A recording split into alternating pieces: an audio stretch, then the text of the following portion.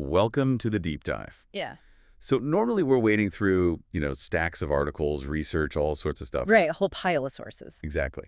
But today, we're doing something a bit different. We're taking just one text, a song lyric, actually, and treating that as our entire source document. Yeah, it's Ryan Price's song, God Don't Get It Wrong. Yeah. And we're approaching these lyrics as this really condensed, intense little emotional story. So our mission today, our deep dive, is really about this core conflict in the song. This clash between, total self-hatred and somehow accepting a blessing he feels he absolutely doesn't deserve. And it grabs you right away, doesn't it? That contrast in the opening. He sees a bit of heaven in front of me, just pure awe. Beautiful image. But then, instantly, before you can even process that, it flips to fear.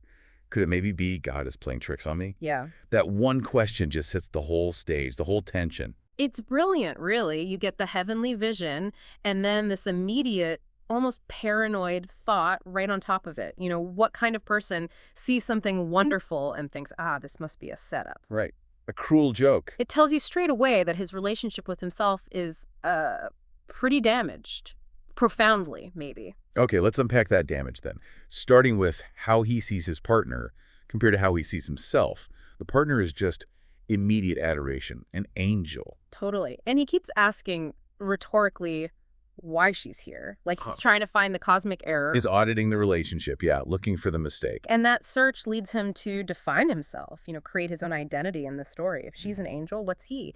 And he lands on God gave an angel to thieves. Wow. He doesn't just feel inadequate. He labels himself a criminal, someone stealing grace. That self-assessment is so harsh. And the language he uses, let's look at that for a second. It's brutal. First he admits, I'm a lying cheat. Okay, that's bad enough. Yeah, so it's a low bar. But then, when he's talking to himself, that internal voice gets even meaner. Because you're a lying shit. It moves from describing a bad action to, defining his whole being. And there's zero self-compassion there, is there? It's not like, I messed up. It's this is what I am, fundamentally corrupt. And he even gives it a location. He says point blank, I'm in hell. Right, so you've got this heaven, this angel, literally right there beside him. Physically present. But his internal reality, his baseline, is self-declared damnation, hell. Experiencing this incredible external validation, this love, while trapped in the absolute lowest view of himself. That's the core of the dissonance, right? Everything inside him, the fear, the unworthiness, the self-hate is screaming, reject this, you don't deserve it. Get away. But the physical reality, the simple fact that she lays right on my chest, that's stable. It's undeniable. That physical intimacy is just there. Constant. It's almost like proof, isn't it? Proof that his internal screaming might be wrong. Or at least being overruled by reality. Which really makes you wonder, is this story about love redeeming a bad person? Or is it just love kind of ignoring the bad parts? Or maybe accepting them? That's the struggle, I think. Reconciling those. The problem isn't outside him. She's there. She's loving. It's all internal. He just can't make sense of deserving this kindness. So that leads us to his response, right? Yeah. If he's this unworthy, lying shit stuck in hell, what can he possibly offer? What's left? Well, he tries to make this grand gesture. He says, I'll give her all I got. Sounds absolute, doesn't it? Yeah, like a total promise. But then he immediately corrects himself. And that's where you feel the honesty. He pulls back from the grand promise and admits, but the only thing I got is a song. And that feels really crucial. We need to sit with that for a moment. The song is his main offering, his currency, his attempt at redemption, expression. I think all of the above. But why is a song enough? Why does that work as currency here? Good question. Because it's not like money you can spend or virtue you can fake easily. A song, especially in this context, feels like, it's pure vulnerability, isn't it? Yeah. It's creation. It's presence. It's the best thing his inner lying self can actually produce. It's a promise to be there emotionally, which is exactly what his self-hatred wants to stop him from doing. And even though he knows his offering is small, just this song, this sincerity, his actions still show commitment. While he's calling his own state hell, he still says, I'll beg her best, but she lays right on my chest, and I'll stay up with her. Right. Staying up with her. That vigilance, that presence, it's not about being morally perfect. It's about being there. That decision to stay, to be present, it feels like a small act of faith.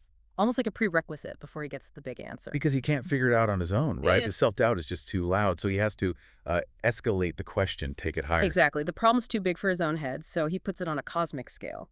Goes looking for the ultimate authority. He says, so I'll hit my knees, ask the big man what he sees. He wants the final judgment, the divine audit. And the response he gets from the big man is masterful, I think. Really subtle. Comes in two parts. First, he's asking for judgment, but what he gets is almost a dismissal. Kid, don't worry about me. Yeah, like, I'm not the issue here. Right. It shifts the focus immediately. Away from some cosmic balance sheet and right back to his immediate life, his human relationship. It basically takes God out of the problem equation for him. Your self-doubt is the problem, not me. And that sets up the core affirmation, the line that basically resolves his whole crisis. God, don't get it wrong.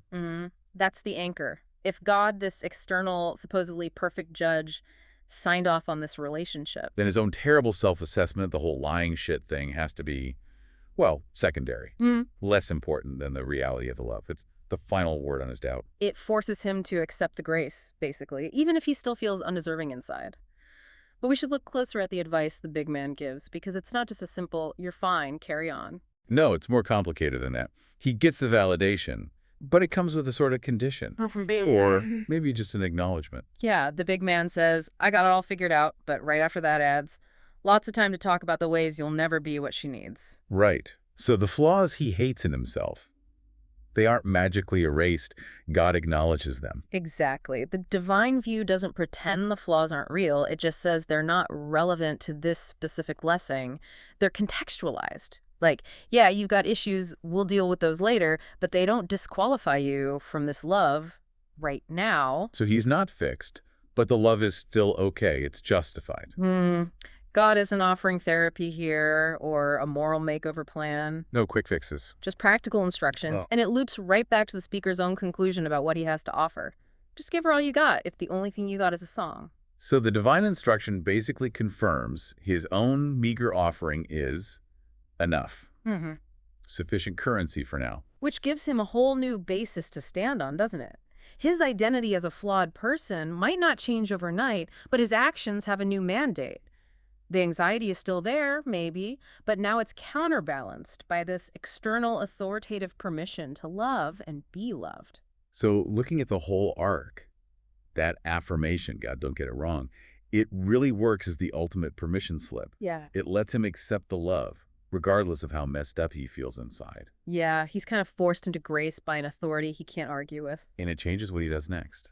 The anxiety that made him write the song, the fear of getting it wrong. It's channeled directly into the work itself, into dedication. Right. The story ends with him deciding to act on that assurance. The final lines repeat it. So I'll stay up writing a song.